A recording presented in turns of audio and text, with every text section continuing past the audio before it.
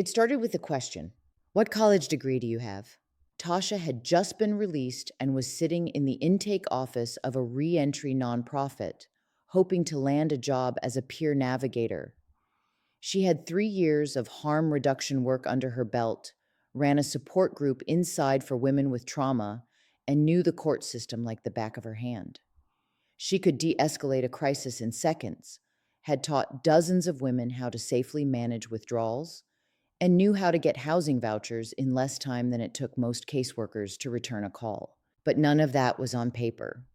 So when she answered no, the woman across the desk smiled politely and moved on to the next applicant. Tasha wasn't unqualified, she was just uncredentialed. The gatekeeping of formal credentials versus lived experience. For criminalized women, especially those who've survived trafficking, incarceration, and generational poverty, the idea of formal education often feels like a fortress.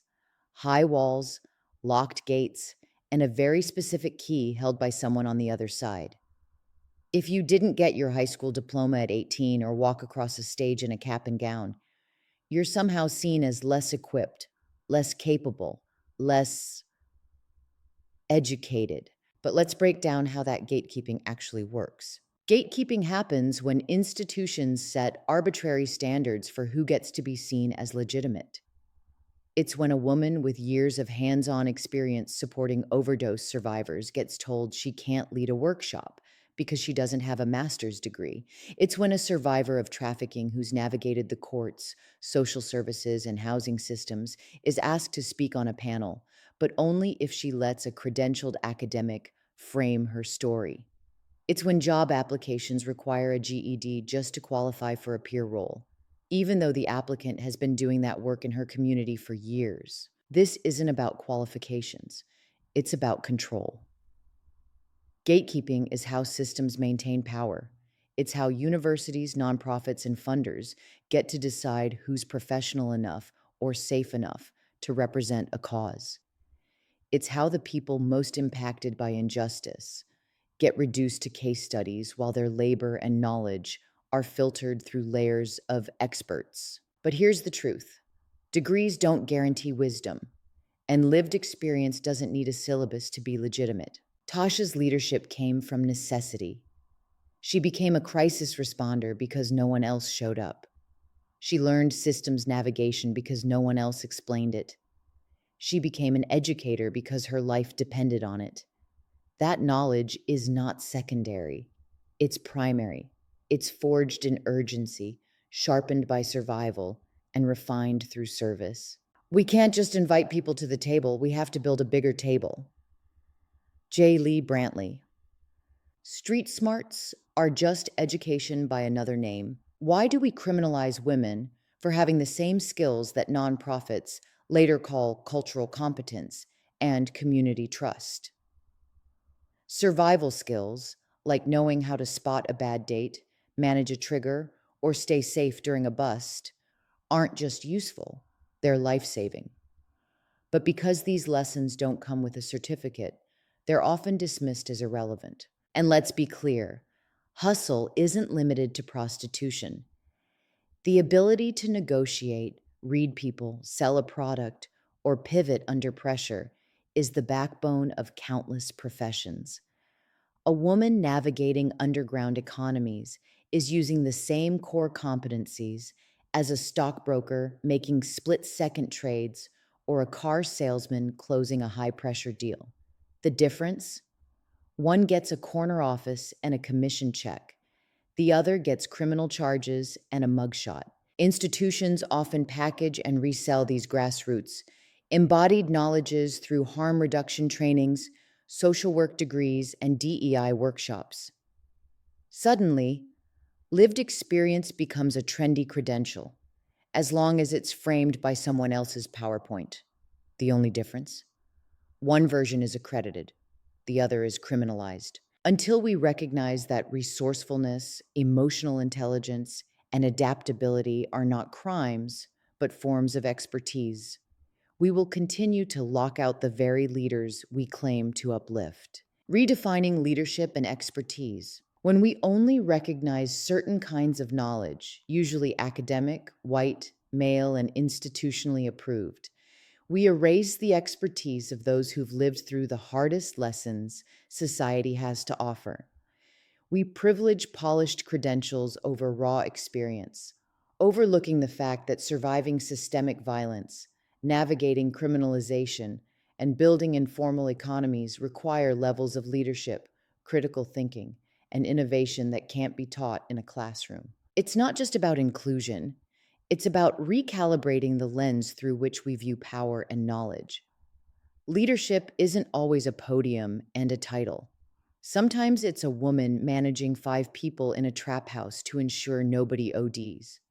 It's a trans sex worker who becomes the go to person in her neighborhood for conflict resolution, wound care, and emotional support. It's a mother inside a prison teaching others how to draft clemency letters and appeal denials. These are not passive roles. These are the foundations of resistance and survival. We need new metrics, new definitions of who counts as a leader, a teacher, a change maker. We need to build systems that recognize peer educators, harm reductionists, jailhouse lawyers, and community organizers as the experts they are, not as a token gesture, but with funding, decision making power, and institutional support. Because in reality, the women we work with aren't just clients or recipients, they're already doing the work, leading peer circles, training others on overdose reversal, organizing legal clinics, building safety networks from scratch, running workshops, setting boundaries, holding each other accountable, and dreaming up new worlds in the margins of a broken one. They're not waiting to be empowered, they're already leading. We just need to catch up. The illusion of protection, what IRBs really do. This brings us to the duplicity of so-called ethical research standards. Institutional review boards, IRBs, are designed to ensure ethical standards in research involving human subjects. But in practice, especially when it comes to studying sex workers and survivors, they function less as guardians and more as gatekeepers. Their real job? Protecting the institution from liability. As Naomi Lauren of Whose Corner Is It Anyway has said, IRBs don't protect participants, they protect the university.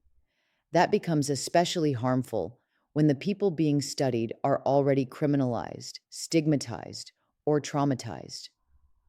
IRBs often require research proposals to water down the realities of participants' lives to fit bureaucratic comfort levels. They block compensation citing coercion and reject peer-led research models, even when those are safer and more ethical. This gatekeeping replicates the very hierarchies that academic research claims to interrogate.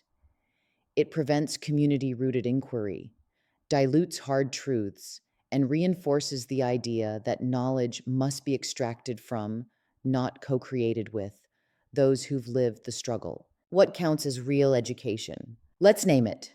GEDs, college degrees, and vocational training are essential, but they're not the only forms of education. If a woman learned conflict mediation in a prison dorm, taught harm reduction in the rec yard, or mentored young women in a street outreach program, that counts. It's time we funded these forms of education with the same urgency we fund traditional schooling. That means paying peer educators for their labor, creating certification pathways that validate lived experience, building leadership pipelines for formerly incarcerated women, ensuring harm reduction and organizing work are funded, not just praised. The gap isn't just in access, it's in recognition. We've spent decades trying to get women in prison access to basic education. But access alone isn't enough if we don't also expand what we recognize as education. When we ignore the leadership of survivors and criminalized women, we don't just miss out on talent, we reinforce the very systems that locked them out in the first place. It's time to bridge the gap, to honor the educators among us, to stop asking, "Do you have your degree?" and start asking, "What have you lived, taught, and survived?" Because that's the knowledge that saves lives.